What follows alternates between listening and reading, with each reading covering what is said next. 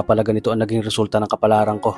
Kasi alam ng Diyos na kaya ko. Sa edad kong to, napagod na akong magmadali. Kaya lahat ng ginagawa ko ngayon, ini-enjoy ko na lang. Siguro sa dami na rin ng aking pinagdaanan, napagtanto ko na ang buhay ay mas malawak at mas mahiwaga pa sa mga problemang dumarating sa buhay natin. Tumatanda na tayo.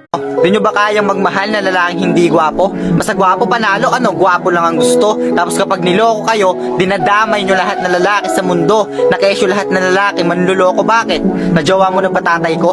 Najowa mo na ba kuya at tito ko? Nanggigigil ako, yan na sinasabi ko sa inyo. Aanin mo ang lalaking gwapo kung wala namang respeto.